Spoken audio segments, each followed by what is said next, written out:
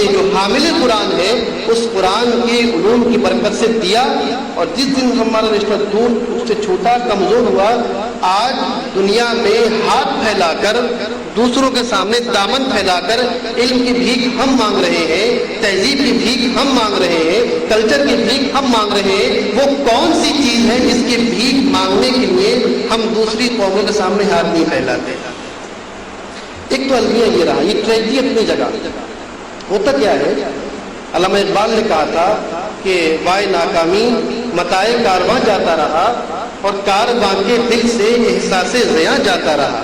ایک سب سے بڑی ناکامی تو یہ تھی کہ ہمارے کارواں کا قافلے کا سامان چوری ہو گیا، ایک تو یہ افسوس کی بات تھی، اور اس سے بڑا افسوس یہ کہ ہمیں اس مال کے چوری جانے کا احساس تک نہیں ہے، شعور تک نہیں ہے کہ ہماری کوئی چیز چھن گئی، کوئی چیز لٹ گئی۔ آپ ذرا غور کیجئے، میں نے کسی رسالے کے اندر لطیفہ پڑھا، ایک جوک تھا، جوک یہ تھا، وہ جو میں نے شعر پڑھا بھی کہ ہمیں اس کا احساس بھی نہیں کہ ہم سے کچھ چھن گیا ہے۔ ایک جوک میں نے پڑھا کہ صاحب کسی دکان پر دماغ بک رہے تھے، برینز فار سیل، دماغ رکھے ہوئے تھے بکنے کے لیے۔ ایک صاحب پہنچے اور پوچھا انہوں نے کہ یہ دماغ کیسے ہیں، کیوں بک رہے ہیں؟ تو اس نے بتایا کہ بھئی یہ دماغ دنیا کی مختلف قوموں کے ہیں۔ کیا پوچھا کیا قیمت ہے اس کی؟ تو اس نے بتایا کہ یہ امریکن دماغ ہے، یہ 100 روپے کا ہے، یہ رشین دماغ ہے، یہ 200 روپے کا ہے، یہ جاپنیز دماغ ہے، 50 روپے کا ہے، یہ جرمن دماغ ہے، جرمن برین ہے، یہ 250 روپے کا ہے، یہ مسلم دماغ ہے، یہ 2000 روپے کا ہے۔ تو اس کو بڑی حیرت ہوئی کہ یار دنیا کے اتنے ذہین لوگ، اتنی بڑی قومیں، ترقی یافتہ قومیں، ان کے دماغ اتنے سستے اور مسلمان کا دماغ اتنا مہنگا، یہ کیسے؟ اس نے پوچھا کہ بھئی یہ کیا وجہ ہے، یہ دماغ اتنے سستے اور یہ اتنا مہنگا؟ دراصل بات یہ ہے کہ امریکنس نے، رشینس نے، جاپنیز نے، جرمنس نے اتنا دماغی کام کیا ہے، اتنی ریسرچ کی ہے، اتنی تحقیق کی ہے کہ ان کا دماغ سب ختم ہو گیا، اور اس بیچاری قوم نے آج کچھ کیا ہی نہیں ہے، پورا دماغ باقی رکھا ہوا ہے۔ اب جب دماغ میں سب کچھ باقی ہے تو مہنگا ہے۔ اس پر آپ ہنس رہے ہیں، حالانکہ یہ رونے کا مقام تھا۔ یہ لطیفہ ہنسنے کے لیے نہیں ہے، یہ رونے کے لیے ہے۔ اور میرے عزیز دوستوں، رونا اس بات پہ نہیں کہ آپ نے کچھ نہیں کیا، اس پر نہیں رونا ہے، رونا اس بات پر کہ آپ کو پتہ ہی نہیں کہ آپ نے کیا کیا، آپ جانتے ہی نہیں کہ آپ نے کیا کیا، ہم واقف ہی نہیں کہ ہم نے اس دنیا کو دیا کیا ہے، اس پر رونے کی بات۔ میں آپ کو بتاؤں، اور یہ المیہ صرف ہمارا آپ کا نہیں ہے، یہ تو اس امت کا اجتماعی المیہ ہے، اجتماعی ٹریجڈی ہے کہ ہمارے بڑے بڑے دماغ، بڑے بڑے لوگ اس بات سے بالکل ناواقف ہیں کہ آخر ہم نے اس دنیا کے علوم کے کارواں میں، سویلائزیشن کے کارواں میں، تمدن کے کارواں میں ہمارا کیا کنٹریبیوشن ہے، ہمارا کیا تعاون۔ آپ کو بتاؤں، یہ تو آج 21ویں صدی کی بات ہے، ذرا پیچھے چلیے اور تصویر کے دونوں رخ دیکھیے، آپ سکے کے دونوں پہلو دیکھیے۔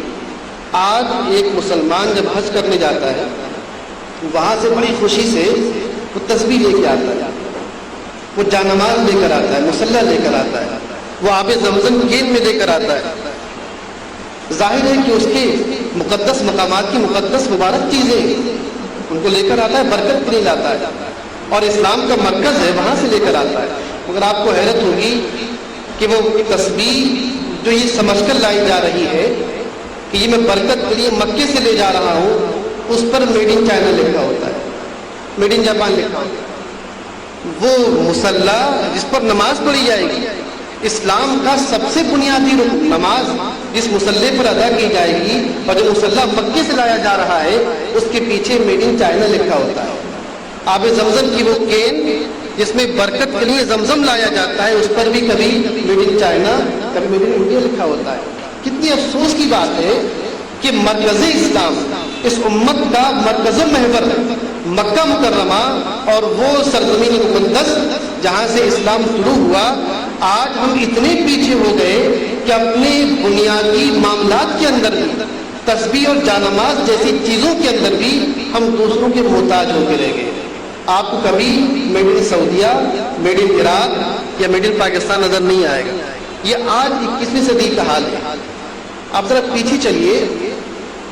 جو لوگ انگلینڈ میں شاید وہ جانتے بھی ہوں، میں تو خیر نہیں گیا، میں نے پڑھا ہے کہیں پر کسی کتاب میں کہ برٹش میوزیم کے اندر انگلینڈ میں بہت مشہور و معروف، دنیا کا بہت مشہور معروف میوزیم ہے. لندن میں برٹش میوزیم کے اندر ایک صلیب رکھی ہوئی ہے.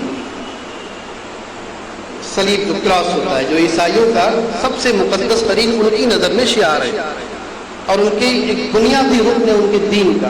جس طرح ہمارے یہاں نماز کی جانماز ضروری ہے، ویسے ان کے لیے وہ صلیب بہت ضروری ہے عبادت کے لیے. تو برٹش میوزیم کے اندر وہ صلیب رکھی ہے اور وہ صلیب 9ویں صدی عیسوی کی ہے. آج 21ویں صدی ہے. جس صدی میں ہم مصلی اور جانماز میڈ ان چائنا کے لے کے آ رہے ہیں، 9ویں صدی کے اندر وہ صلیب رکھی ہوئی ہے برٹش میوزیم میں. اور آپ کو وہ آئرش صلیب ہے، آئرش کے ایک بادشاہ نے بنوائی تھی. اور آپ کو حیرت ہوگی کہ اس صلیب کے بیچ میں بسم اللہ لکھا ہوا ہے. پتہ ہے کیوں لکھا ہوا ہے؟ وہ اس لیے کہ 9ویں صدی میں یورپ کے پاس کوئی ایسا ماہر کاریگر بھی نہیں تھا جو ان کو صلیب بنا کر دے سکے. چونکہ اس نے بغداد کے رہنے والے کاریگر سے وہ صلیب بنائی تھی. اب چونکہ وہ غالب قوم تھی، وہ فتح مند قوم تھی، وہ قرآن کی حامل قوم تھی، صحیح معنی میں وہ صحیح معنی میں قرآن کی محافظ قوم تھی، لہٰذا ہر قوم کو اس کے غلبے کو قبول کرنا اس کی مجبوری تھی. اس نے بنائی اور بنا کر اپنے مذہب کا شعار بسم اللہ اس عیسائی مذہب کے شعار پر لکھ دیا اور عیسائی کچھ بھی نہیں کر سکے، مجبور تھے. جیسے آج ہم کچھ نہیں کر پاتے. آج ہم مغلوب قوم ہیں. آپ نیٹ استعمال کریں، کوئی اسلامک سائٹ کھولیں تو گندی سائٹیں اس کے اندر آ جائیں گی. آپ مجبور ہیں چونکہ آپ غالب قوم نہیں ہیں. اور جو قوم دنیا میں غالب ہوتی ہے، مغلوب قوم، جو قوم شکست والی ہوتی ہے، چاہے یا نہ چاہے، چاہے دور ہو یا قریب ہو، ہر حال میں اس کو فاتح اور غالب قوم کے اثرات سے وہ محفوظ نہیں ہو پاتی. جیسا آج ہم محفوظ نہیں ہیں، بالکل اسی طرح آج سے 17 صدیاں پہلے، 9ویں صدی کے 13 صدیاں پہلے حال یہ تھا، نقشہ بالکل الٹا تھا کہ صلیب جیسی مقدس چیز کو بنانے کے لیے پورے یورپ میں کوئی ماہر کاریگر نہیں تھا. اور عیسائی اپنی اس صلیب کو، اس کراس کو بنانے کے اندر بھی آپ ہی کی قوم کے چند کاریگروں کے محتاج تھے. چونکہ ہم اپنی تاریخ سے واقف نہیں ہیں. ایک بہت مشہور بادشاہ ہے، گزرا ہے 12ویں صدی میں، سسلی کا. سسلی یورپ کا ایک جزیرہ ہے، بڑی قدیم مملکت. راجر، وہ 2 راجر تھے، راجر فرسٹ اور سیکنڈ. ہم بات کر رہے ہیں سسلی کے اس بادشاہ کی جس کا نام راجر سیکنڈ تھا. راجر سیکنڈ نے یہ چاہا کہ میں اپنی دنیا کا نقشہ بنواؤں، جغرافیکل میپ، جغرافیائی نقشہ بنواؤں، اور اس دنیا کے نقشے کے اندر میں اپنی جو مملکت ہے، جو میری سلطنت، میری حکومت ہے، اس کو میں دیکھوں میری سلطنت کہاں سے کہاں تک ہے. آپ کو حیرت ہوگی کہ 12ویں صدی کے اندر سسلی کے بادشاہ راجر سیکنڈ کو پورے یورپ کے اندر ایک جغرافر نہیں مل سکا، ایک جغرافیہ داں ایسا نہیں مل سکا جو اس کو اس کی خواہش کے مطابق دنیا کا نقشہ بنا کے دے سکے. اور اگر اسے کوئی شخص ملا تو وہ آپ ہی کی قوم کا ایک فرد الادریسی تھا جس نے اس بادشاہ کے کہنے پر دنیا کا نقشہ بنایا، اس پہ اس کی مملکت دکھائی اور جو بنا کر دیا تو بنانے سے پہلے چونکہ مسلمان تھا اور وہ اس حدیث پر عمل کرتا تھا کہ جب کسی کام کی ابتدا کرو تو بسم اللہ کر دیا کرو. سسلی کے بادشاہ راجر سیکنڈ کو جو نقشہ بنا کر دیا جا رہا ہے، اس الادریسی نے اس کی ابتدا بسم اللہ الرحمن الرحیم سے کی. اور سسلی کا بادشاہ راجر سیکنڈ اسلام کا مخالف ہونے کے باوجود اس بسم اللہ کو وہاں سے نہیں ہٹا سکا، کیونکہ آپ غالب قوم تھے. ہمیں پتہ ہی نہیں کہ ہم نے کیا کیا ہے، دنیا کو ہم نے دیا کیا ہے. بہت مشہور ایک مورخ ہے جارج ساٹن، شاید آپ واقف بھی ہو، بہت مشہور مورخ ہے جارج ساٹن. انہوں نے کتاب لکھی the history of science, science کی تاریخ. بہت مشہور کتاب ہے، 5 جلدوں میں، 5 والیوم اس کے اندر ہے اور عام طور پر پڑھائی جاتی ہے. تو جارج ساٹن نے دا ہسٹری آف سائنس کے اندر جو سائنس کی تاریخ لکھی ہے یعنی ارسطو سے شروع کیا ہے 450 قبل مسیح. اس نے یہ کیا کہ اس نے پوری تاریخ میں سائنس کے دور بنائے اور اس نے ایک دور ایک پیریڈ 50 سال کا رکھا ہے. یعنی ایک پیریڈ سائنس کا 50 سال. اس طرح 50 سال اس نے کہا کہ یہ ارسطو کا دور تھا, پھر 50 سال کہا کہ صاحب یہ یوکلیدس کا دور تھا, پھر 50 سال کہا کہ یہ ابن فلاں کا دور تھا وغیرہ.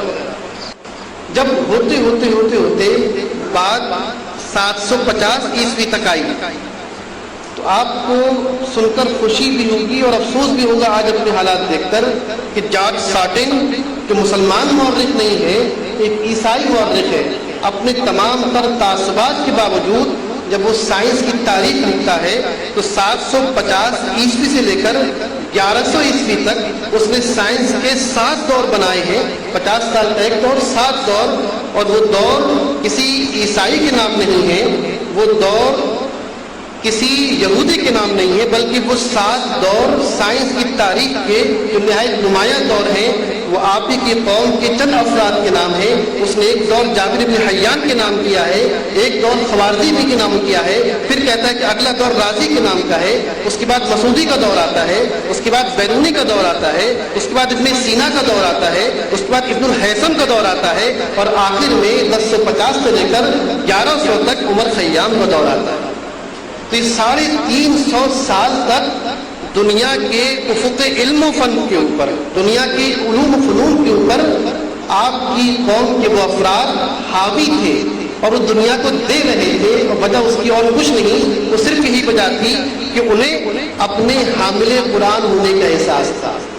وہ صحیح مانا کر قرآن کی دعوت علم پر عمل کرنے والے تھے. قرآن نے جو مطالبہ کیا اقرا پڑھو, تو واقعی اس پر عمل کر کے پڑھنے والے تھے. جو قرآن نے اشارہ دیا کہ علم بالقلم, قلم کے ذریعے سکھایا, تو وہ قلم کے ذریعے علوم کو سیکھنے, سکھانے اور آگے پھیلانے والے تھے. اور اسی قرآن کی برکت سے وہ 350 سال تک اس دنیا کے اندر علوم و فنون کے سلسلے میں راج اور بادشاہت کرتے رہے.